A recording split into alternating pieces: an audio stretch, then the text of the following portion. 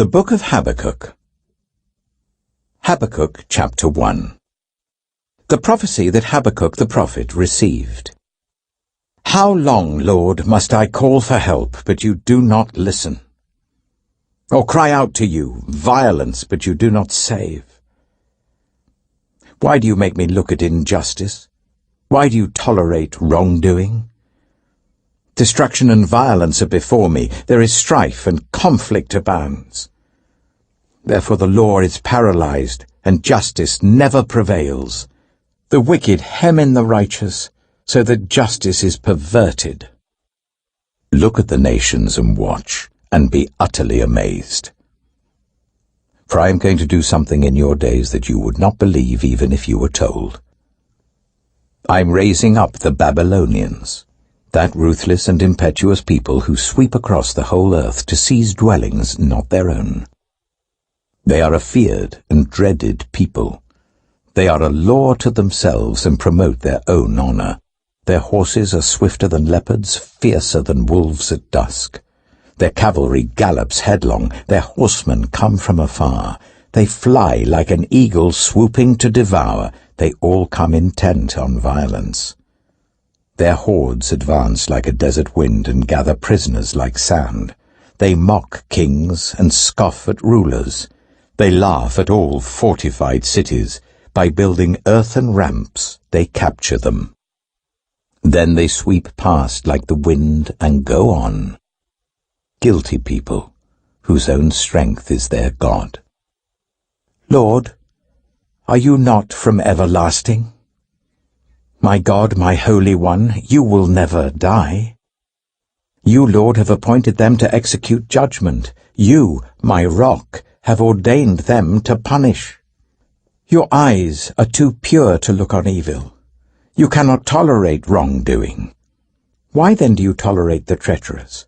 Why are you silent while the wicked swallow up those more righteous than themselves? You have made people like the fish in the sea, like the sea creatures that have no ruler. The wicked foe pulls all of them up with hooks. He catches them in his net. He gathers them up in his dragnet. And so he rejoices and is glad. Therefore he sacrifices to his net and burns incense to his dragnet. For by his net he lives in luxury and enjoys the choicest food. Is he to keep on emptying his net, destroying nations without mercy? Habakkuk chapter 2. I will stand at my watch and station myself on the ramparts. I will look to see what he will say to me, and what answer I am to give to this complaint. Then the Lord replied, Write down the revelation and make it plain on tablets, so that a herald may run with it. For the revelation awaits an appointed time. It speaks of the end and will not prove false. Though it linger, wait for it. It will certainly come and will not delay. See, the enemy is puffed up. His desires are not upright. But the righteous person will live by his faithfulness. Indeed, wine betrays him. He is arrogant and never at rest. Because he is as greedy as the grave, and like death is never satisfied, he gathers to himself all the nations and takes captive all the peoples. Will not all of them taunt him with ridicule and scorn, saying, Woe to him who piles up stolen goods and makes himself wealthy by extortion. How long must this go on? Will not your creditors suddenly arise? Will they not wake up and make you tremble? Then you will become their prey. Because you have plundered many nations, the peoples who are left will plunder you. For you have shed human blood, you have destroyed lands and cities and everyone in them. Woe to him who builds his house by unjust gain, setting his nest on high to escape the clutches of ruin. You have plotted the ruin of many peoples, shaming your own house and forfeiting your life. The stones of the wall will cry out, and the beams of the woodwork will echo it. Woe to him who builds a city with bloodshed and establishes a town by injustice. Has not the Lord Almighty determined that the people's labor is only fuel for the fire, that the nations exhaust themselves for nothing? For the earth will be filled with the knowledge of the glory of the Lord, as the waters cover the sea. Woe to him who gives drink to his neighbors, pouring it from the wineskin till they are drunk, so that he can gaze on their naked bodies. You will be filled with shame instead of glory. Now it is your turn. Drink, and let your nakedness be exposed. The cup from the Lord's right hand is coming round to you, and disgrace will cover your glory. The violence you have done to Lebanon will overwhelm you, and your destruction of animals will terrify you, for you have shed human blood. You have destroyed lands and cities, and everyone in them. Of what value is an idol carved by a craftsman, or an image that teaches lies? For the one who makes it trusts in his own creation. He makes idols that cannot speak. Woe to him who says to wood, "Come to life," or to lifeless stone, "Wake up." Can it give guidance?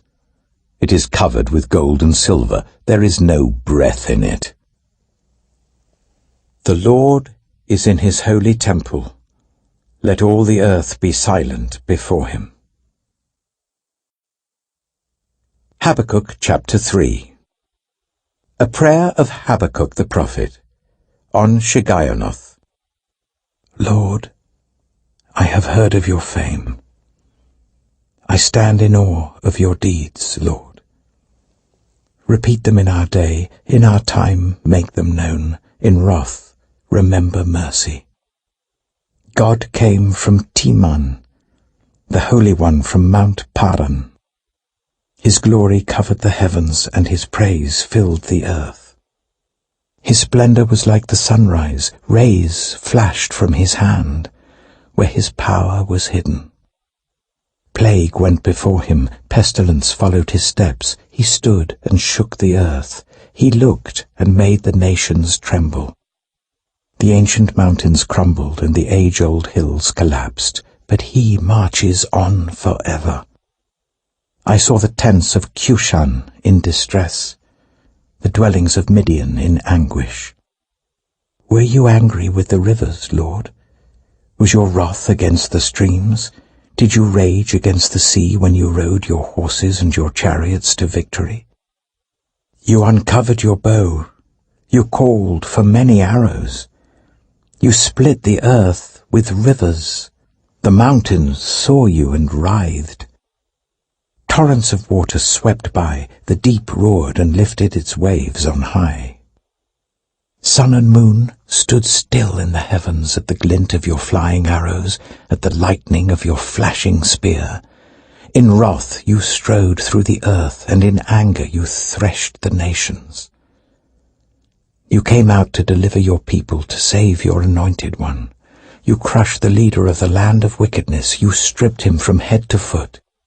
With his own spear you pierced his head when his warriors stormed out to scatter us, gloating as though about to devour the wretched who were in hiding. You trampled the sea with your horses, churning the great waters.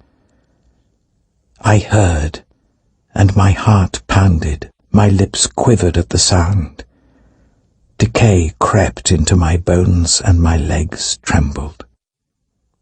Yet I will wait patiently for the day of calamity to come on the nation invading us.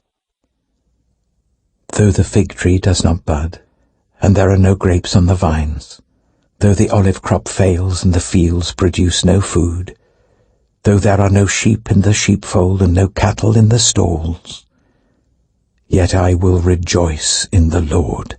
I will be joyful in God my Saviour. The sovereign Lord is my strength. He makes my feet like the feet of a deer. He enables me to tread on the heights. For the director of music on my stringed instruments.